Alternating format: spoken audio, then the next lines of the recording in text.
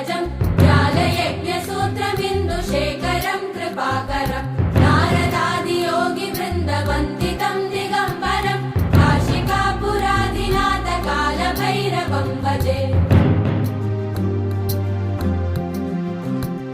भानुकोटिभास्वरं भवाब्ज